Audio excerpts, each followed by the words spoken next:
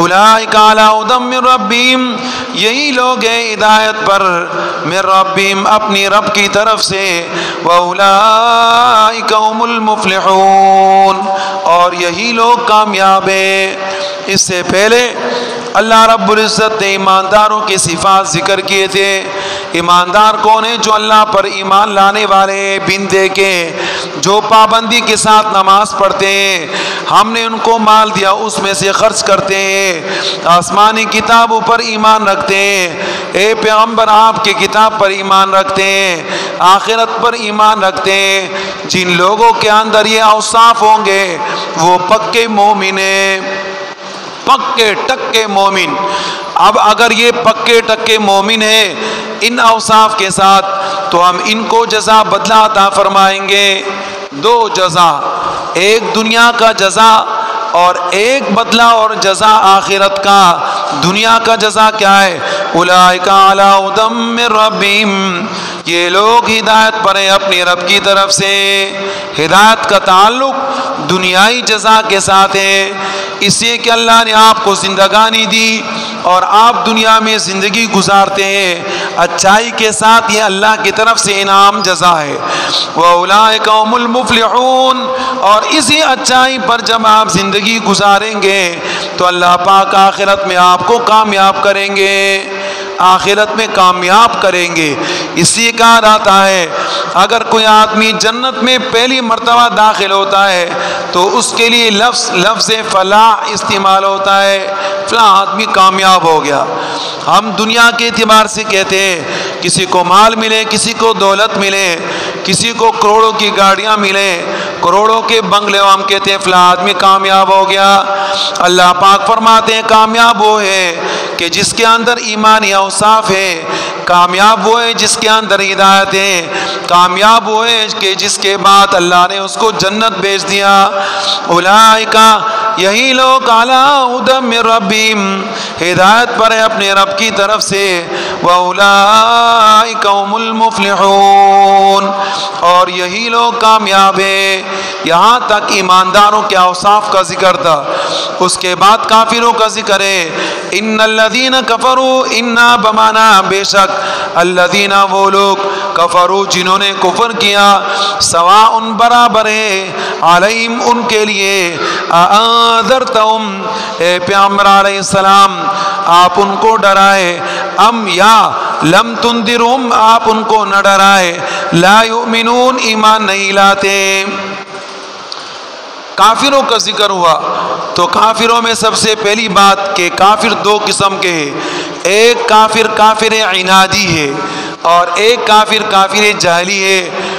کافر عنادی جو دل کے اندر کینہ رکھتا ہے، بغض رکھتا ہے اور کینے بغض کی وجہ سے ایمان نہیں لاتا، جیسے کہ اللہ پاک نے فرمایا سیقولون یعرفونہ کما یعرفون ابناءہم، اے پیغمبر آپ کو ایسے جانتے ہیں جیسے کہ اپنے اولاد کو جانتے ہیں، لیکن پھر بھی ایمان نہیں لاتے۔ پھر دوسرے مقام پہ اللہ پاک نے فرمایا حسدا من عند انفسہم، یہ اپنے آپ کے بغض کی وجہ سے، اپنے آپ کے حسد کی وجہ سے ایمان نہیں لاتے۔ یہ کافر عنادی ہے۔ اور یہ کافر عنادی کون ہے؟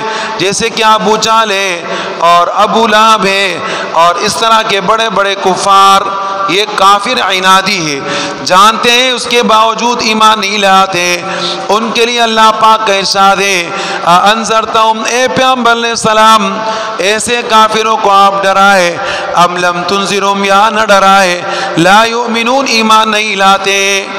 وہ کافر اس کے اندر داخل نہیں ہے جو جاہل کافر ہے، بے خبر کافر ہے۔ بے خبر کافر کو آپ خبر دو گے خبردار ہو جائے گا، ایمان لے کر آئے گا، جیسے کہ سارے صحابہ کرام ایمان لے کر آئے، اسلام میں داخل ہوئے اور نبی علیہ السلام کے پکے یار و مددگار بن گئے، اپنا تن من سب کچھ نبی علیہ السلام پر، دین اسلام پر، اللہ کے احکامات پر قربان کر دیا۔ تو یہ کافر عنادی ہے۔ اب سوال یہ پیدا ہوتا ہے کہ اگر کوئی کافر عنادی ہے اور نبی علیہ السلام کے لیے اللہ پاک کا ارشاد ہے آپ دعوت دیں، آپ دعوت نہ دیں، یہ ایمان نہیں لاتے، جب وہ ایمان نہیں لے آئیں گے تو پھر نبی علیہ السلام ان کو دعوت کیوں دیتے؟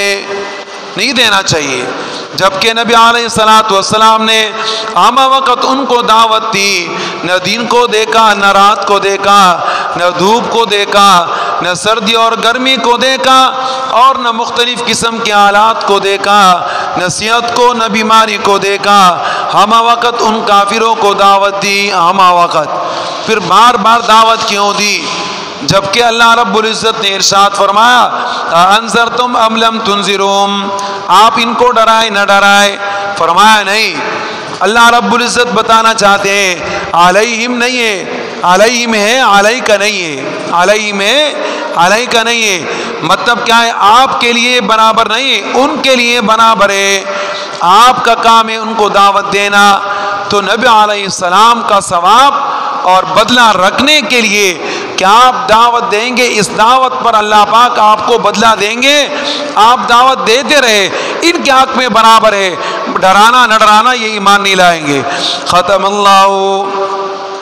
اللہ رب العزت نے مہر لگا دی علی قلوبہم، ان کے دلوں کے اوپر، وعلی سمعہم، ان کے کانوں پر، وعلی ابصارہم غشاوہ، اور ان کے آنکھوں کے اوپر بے پناہ پردے، بے پناہ پردے۔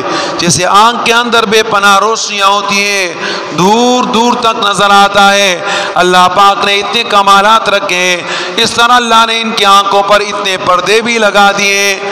اب سوال یہ ہوتا ہے جب اللہ نے پردے لگا دیے کہ ان کے دل وہ کام کے نہیں ہے، ان کے دماغ کام کے نہیں ہے، ان کی آنکھیں کام کے نہیں، ان کے کان کام کے نہیں، جب یہ سن نہیں سکتے، بول نہیں سکتے، سمجھ نہیں سکتے، مہر بھی اللہ نے لگایا، تو پھر یہ کہ اگر ایمان نہیں لاتے تو پھر یہ تو قصوروار نہیں ہونے چاہیے نا۔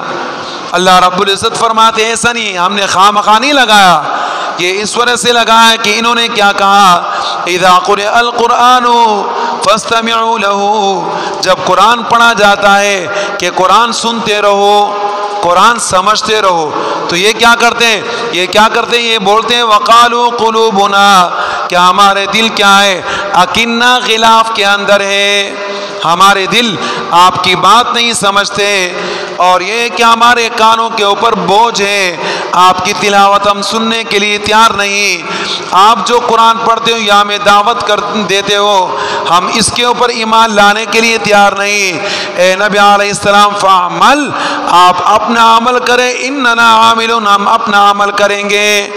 جب انہوں نے فیصلہ کر دیا ایمان نہیں لانا، آپ کی بات نہیں سننی، آپ دعوت دے نہ دے، ہم آپ کی بات پہ لبیک کہنے والے نہیں ہیں، جب انہوں نے اپنا فیصلہ سنایا، اللہ پاک نے بھی اپنا فیصلہ سنایا، اس لیے کہ اللہ پاک غیرتی بادشاہ ہے، فرمایا تمہارے دلوں کے اوپر بھی ہم نے بندش کر دی، اور آنکھوں کے اوپر بھی کر دی، کانوں کے اوپر بھی کر دی، اور جب یہ بندشیں ہو گئی تو اب تمہارا ٹھکانہ جہنم ہے، اس لیے فرمایا وَلَهُمْ عَذَابٌ عَظِيمٌ، ان کے لیے آخرت میں بہت بڑا عذاب ہوگا، معمولی نہیں، بہت بڑا عذاب، اس لیے کہ یہ لوگ سرکش ہو گئے، حد سے چلے گئے۔